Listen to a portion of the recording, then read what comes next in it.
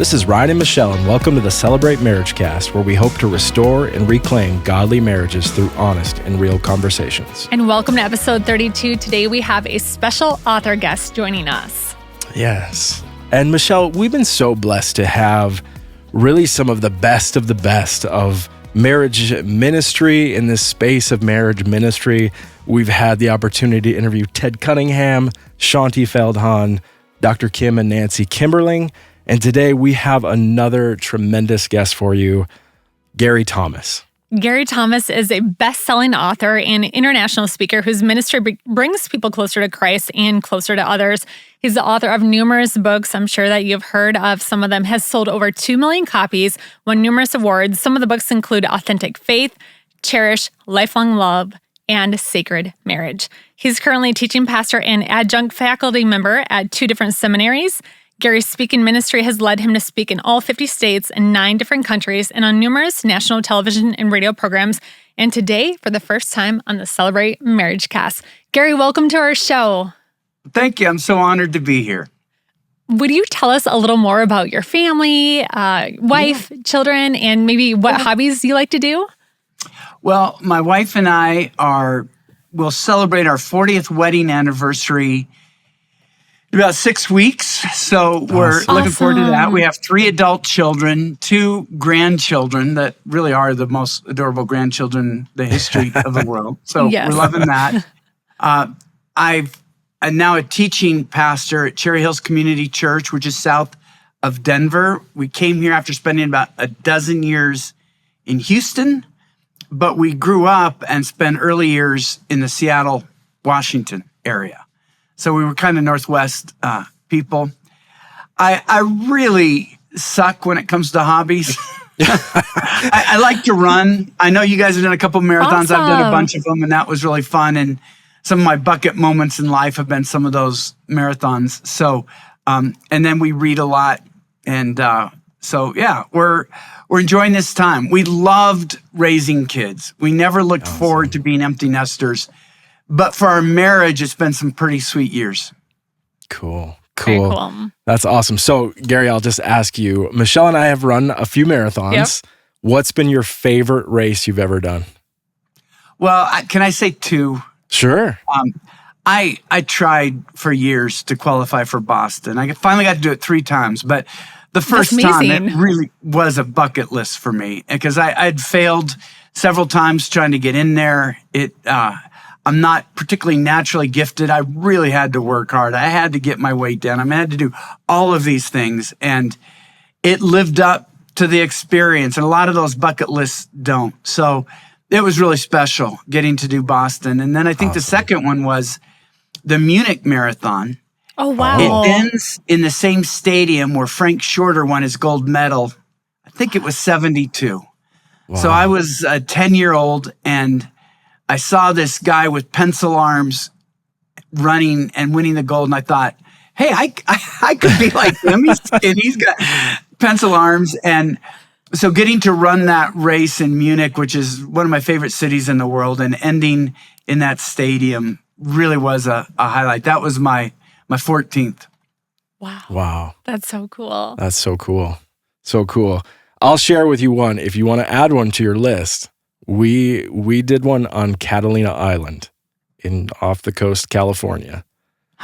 And it was the most beautiful, hardest thing that we've ever done. Mm-hmm. That's a great marriage building activity. Yeah. I was not prepared. It's more of a trail run, I was not ready for that. I knew like we got just out of, like you run out of this little town, and about a mile out, everyone just stopped. And I'm like, what is going on?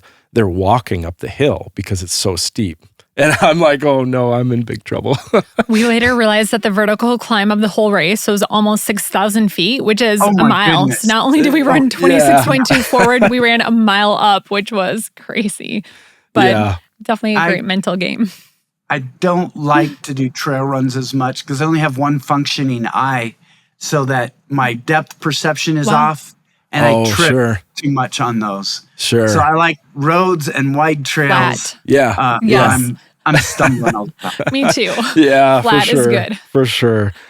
Well, Gary, we hear all the time in our church, as we jump into this here about your book, Sacred Marriage. It's just, you've written multiple. We hear this one in particular a lot of just praise on this one. Read it, absolutely loved it. This idea of marriage being holy, and it just is an absolutely incredible book. And today we're gonna jump into your newest book here. Making Your Marriage a Fortress, which Michelle and I have both read. Yep. Michelle, you read and listened to it. I did. I'm an audio learner as well, so that is my tip to our listeners, that you can read and by listening, and then I'll kind of reference the book. I'll underline in there, but I did both, and that was very good for me. And I like that you read it too. You read the audio book. I like it when the author reads it, so that was cool. Yeah. I love this, making your marriage a fortress. I love that visual of this idea of a fortress, this strong, mighty fortress. And who wouldn't want that, for their marriage to be a fortress. So if that's all right, we'll dive into it here with our listeners. Really the first thing, Gary, just right off the beginning of the book here, you start with this analogy. You're in Houston, Texas. Yes. 2017 Hurricane Harvey. Maybe give us just kind of a recap of this, and then really kind of how you tie this in directly to marriages. We moved to Houston in 2010 and spent most of our life in the Pacific Northwest, also 9 years out in Northern Virginia. That's a different story. And when we first moved there, Seattle has rain, and there's supposed to be a huge volcano eruption from Mount Rainier, but I grew up with that and it hadn't happened. But in Houston, every fall, late summer, you have this hurricane season, get prepared, and it sounded terrible. And so we would have everything, and nothing happened in 2010 or 2011 or 2012. You're there 5 or 6 years. And so again, it's hurricane season. And a lot of times they would say, oh, this could be a big one. And it never really was. And so when they started talking about Hurricane Harvey, we're like, yeah, we've heard that before. Right. And then this was different. It came and it hit, and initially wasn't that bad, but then the rainstorm just sort of camped out over Houston and dropped 55 inches of rain in 3 days. It felt like Noah's flood. I mean, it was biblical. The water was rising up on our street. It was going to come up into our house. And at that point, I thought, we jokingly live, I mentioned this in the book, in a place called the Heights in Houston. I researched the name of that, and I think it's because we were 28 feet above Houston. When we're right outside, Houston is flat. You could watch a dog run away for 3 days in Houston.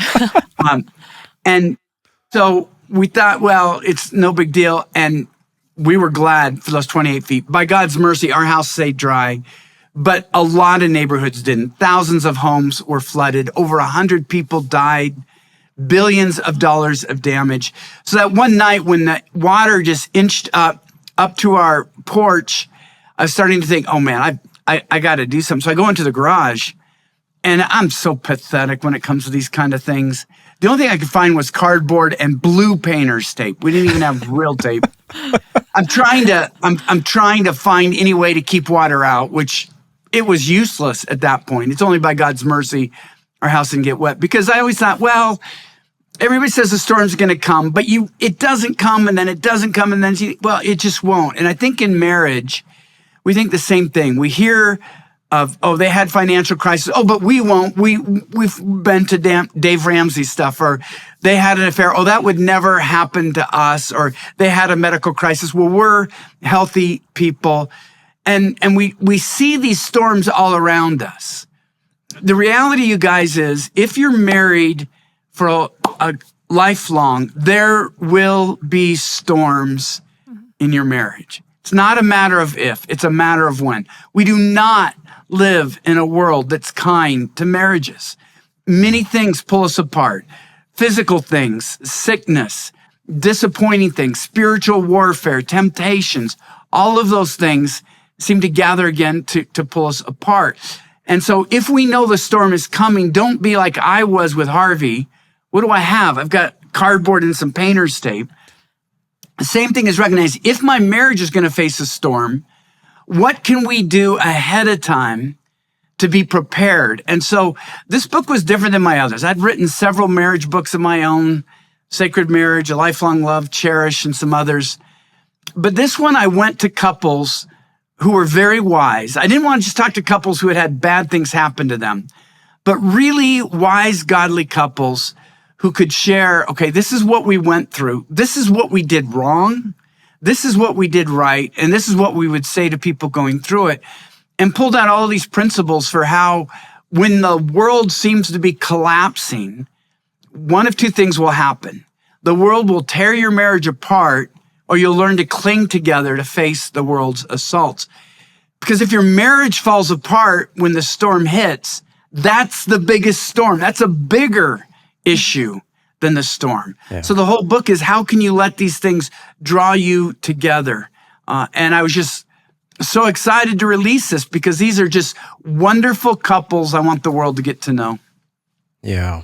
Gary, I love that analogy of the storm, right? And marriage facing the storm. And the book is tremendous in that it tackles some major storms.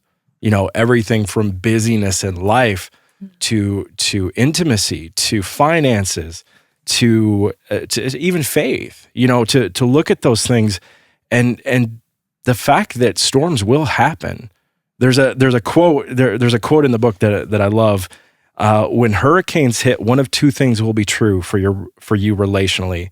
One, the state of your marriage will become part of the problem, adding to your woes, or two, the strength of your marriage will be a refuge against the storm. Yes.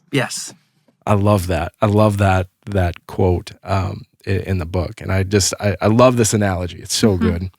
Yeah. And really, as we looked at it, there were a couple of overarching themes. What I love is that there are the 10 chapters. And like Ryan said, it covers busyness, infidelity, marriages that are, maybe long distance for a season, or just, children, all these different hard hitting things that really can be kind of coming up against the fortress of your marriage, but how to weatherproof your marriage for that. And one of the themes that we both observed was really having a marriage that feels safe. A place of safety. So if Ryan and I were to have, and this isn't in, and you reference this in your book too, not talking about physical safety, that's a whole different thing, but just emotional safety. If Ryan and I were to have a conversation about our schedules or intimacy or whatever, finances, how would we approach that conversation to make it safe? Can you talk about safety that you illustrate in the book and maybe give some examples?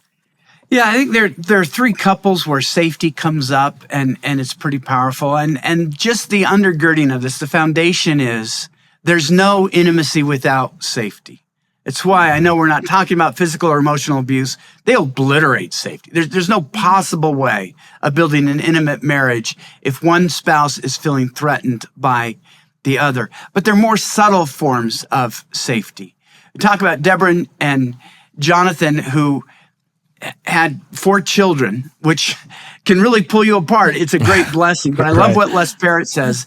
Every time you give birth to a new child, you give birth to a new marriage. Yeah. It's not just your first child. This is second. Every new child, you have to create a new marriage, and you're going to drift apart. And Deborah and Jonathan were worried because they were finding themselves feeling pulled apart, and they'd had such an intimate marriage and whatnot. And the challenge is when this happens, if you don't value safety, you can start to have accusations. You're not home enough, or you're working, prioritizing this over that or whatnot. And you have to understand the point here is to express out of safety. Before you challenge your spouse, you're the most important person in my life. I feel like we're drifting apart. How do we get back together? That's a whole lot better than you're leaving me to do this all on my own, or, hey, I'm the one now that's having to provide. What more do you want? There's not any more of me. And Deborah and Jonathan do a great job. Deborah was working on her master's while they were having their first child. Jonathan he's an eye surgeon right now. He was in med school. And he says all the pictures that first year, is Jonathan laying on the couch holding the baby, sleeping together Exhausted. because they were so tired. But this book really stresses emotional connection. That's one of the biggest bulwarks against our marriage being torn apart. And emotional connection assumes that it's safe to share what's going on. And so another couple where we talk about the importance of safety is David and Terry. They got to a point in their marriage before they really knew the Lord or walked with him where they hated each other. But neither one really wanted to be the one to file for divorce. And a number of things happened. Terry ended up going into an affair, and then she got connected with the Lord. David, her husband, did as well. But they didn't reconnect emotionally. So they were firing spiritually and they were serving God, but they had never reconnected emotionally. And what they had to do is safety was the key to that. Terry had to make it safe for David to ask any question he wanted to ask.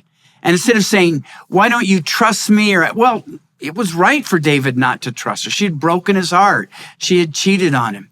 It's when she said, David, you've asked me that question 100 times, because he was trying to trip her up on details.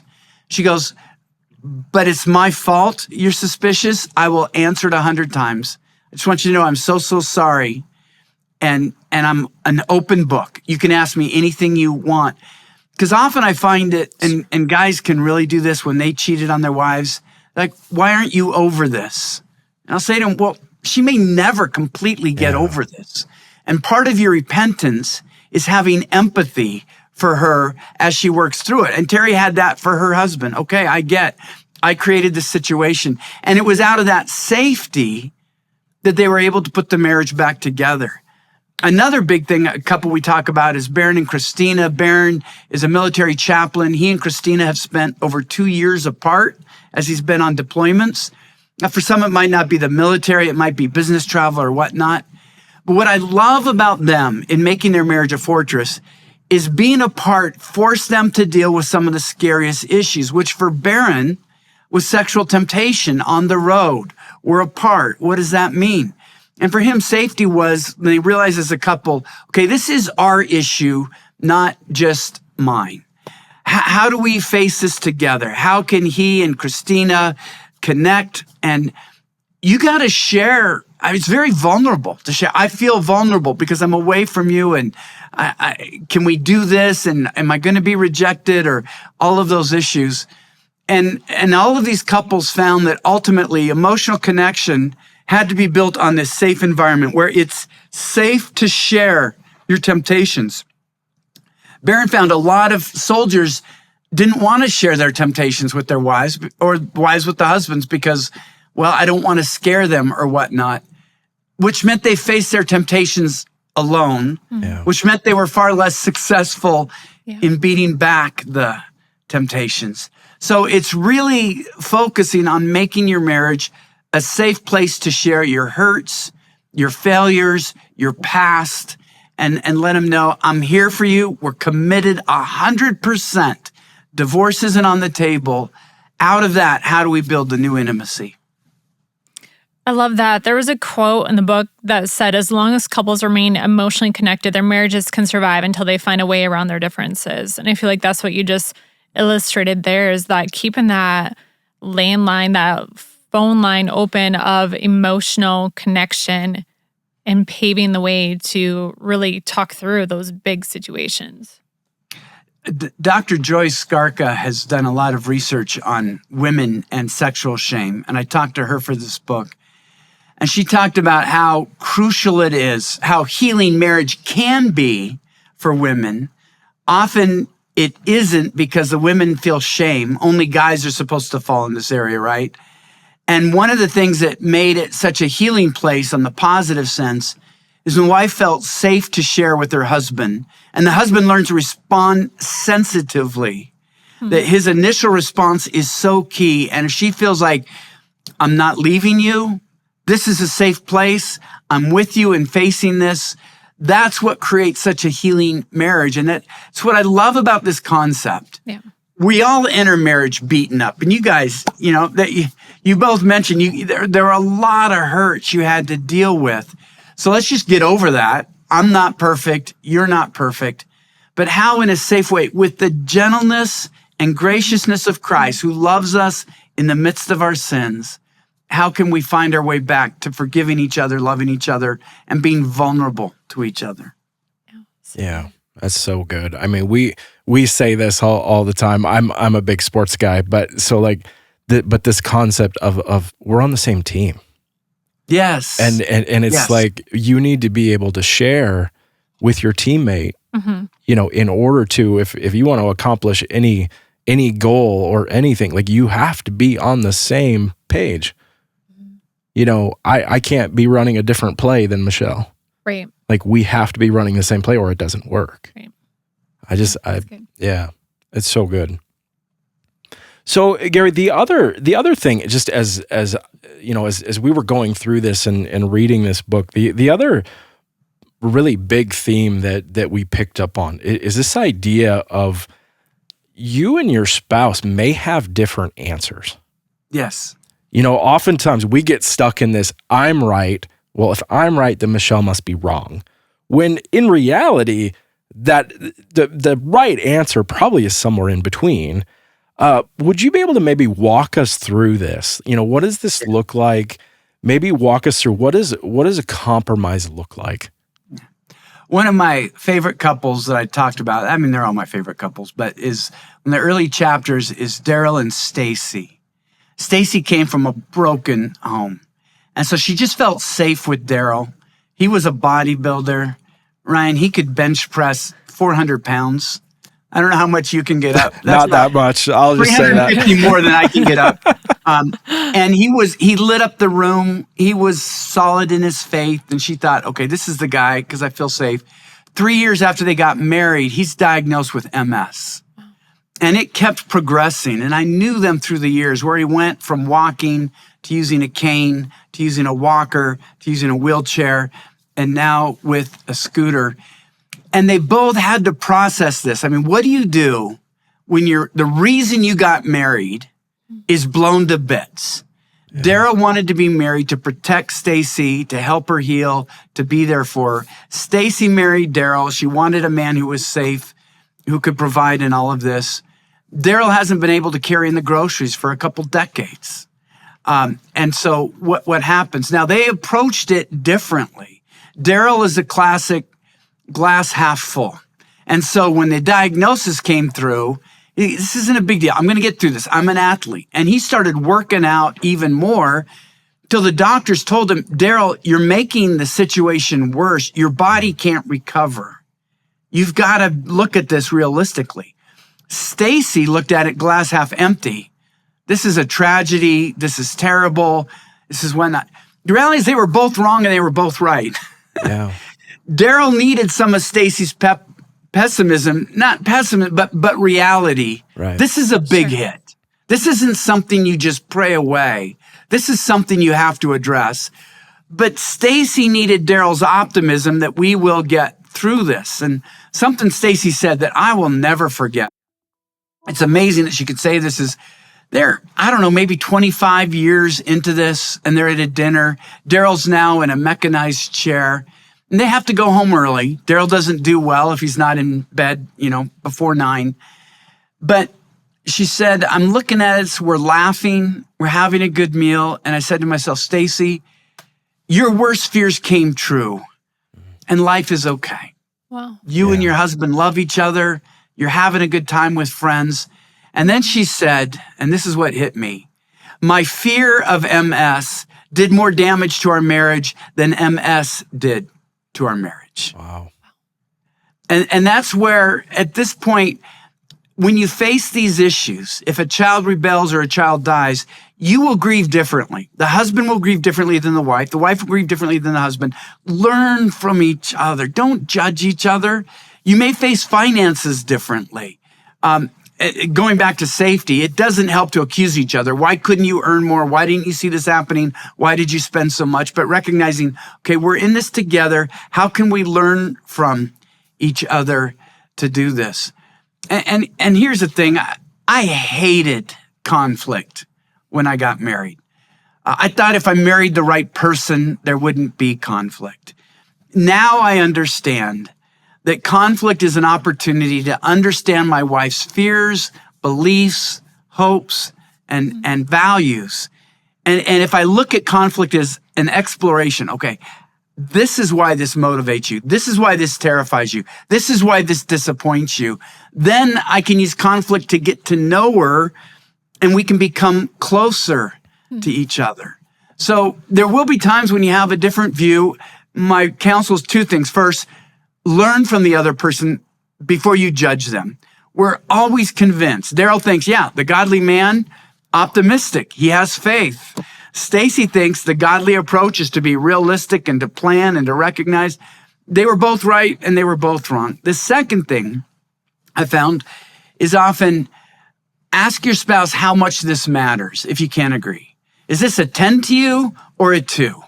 And if it's a 9 to your spouse and a 3 to you, hey, that's a good thing to let go. All right, we might not agree. This seems to matter more to you than it does to me. I want to let this go. Gary, that's so good. Where can our listeners find your book? And would you like to share anything else about why they should read it, why they should pick it up? Yeah. Well, my website's garythomas.com, but you can order the book anywhere, Amazon, Christian Books, any bookstore can get it. I think the importance of the book for me was to recognize these issues are going to happen. Storms are going to hit. Things that couples didn't imagine they would. And just the principles that come out of it. I think every couple has a chapter in them. And I just was thrilled to get with 10 couples and say, tell me the chapter of your life that other couples can learn from. Yeah. Why going through financial crises can bring you together instead of tear you apart. How can you survive an affair? There's one where the wife had an affair. There's one where the husband had an affair. Libido, when there are different libidos, which is true for about 80 to 85% of marriages. How can you navigate these issues in a way that can bring you closer together? And that's what's been inspirational for me. I learned so much from these couples and was just eager to share their wisdom with others. That's so great. We'll put the link to your book in our show notes. And I do love that they were real life stories. I thought that was so helpful. Yeah. I do think you're right. Every couple is going to be able to relate to one of the couples featured. So. Yeah. Absolutely. Gary, we usually ask our guests some guest questions. Are you up for those? Absolutely. All right. Awesome. Well, Gary, we got 3 rapid fire questions here. We'll jump in. Gary, what is your marriage why? Why is marriage important to you? Yeah.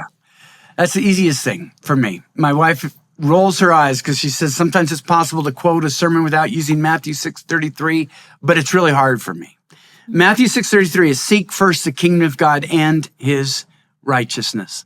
I think if you want to hold your marriage together, seeking first God's kingdom over your own happiness, your own comfort, your own financial advancement, even your family's welfare, is what holds a marriage together. When a marriage becomes selfish, when it's just about your own happiness or your own success, it becomes boring. You want to pour passion into your marriage, have a purpose greater than yourself. So often people come to me as a pastor. How can I get him to do that? How can I get her to do that? I want couples to get together and say to God, what can we do for you? And it's amazing how spiritual purpose breathes new passion in marriage. The other part of that is seek first his righteousness. If I'm seeking first the righteousness of Christ, I'm dying to those things that offend most wives. And I'm building the character qualities of Christ, compassion, kindness, graciousness, patience, and love that make a wife want to stay married to me. So if I'll just do what Jesus says in the Sermon on the Mount, put his kingdom above my own, and regularly pursue his righteousness, my marriage will be lifted up accordingly. I think it's one of the best marriage verses in Scripture, even though technically Jesus isn't addressing married couples. Wow. Yeah, that is so good. Mm-hmm. That is so good. Gary, best date night. Okay, I'm going to give an answer. People are going to say, oh, that's such a guy talking. But I asked my wife this, okay? So and you're going to, hey, honey, what's our favorite date night? And we get to travel a lot because I speak and whatnot. Lisa loves to go to new places. And she goes, I'd say doing a new place, eating at a new restaurant, and hotel sex. Awesome. That's great. Love it. That's great. All right. And then lastly, I believe after 40 years, what's bringing you joy in your marriage right now? This will sound shocking to some people. I've written about it before, but I was quoting other people, and now I've got to experience it. My wife just got a new hip a few weeks ago. Her hip was so bad. The operation took twice as long as they thought, and she was really debilitated for a couple weeks. I'm Nurse Gary. I'm just taking care of her. I'm getting up through the night. She needs icing. She needs painkillers. She needs help getting up and whatnot. I don't know that I've ever been this tired, except when we had newborns and toddlers and whatnot. I've been doing this for a week or two, and I remember just looking out at the kitchen. I'd helped Lisa get out in the sun. She loves to lay in the sun. I'd gotten her out on the lounge chair and her book and her water and ice on her.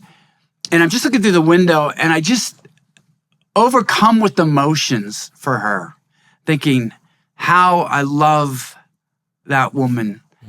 And I just opened the door. I just really love you. And she's teary-eyed. She goes, thank you.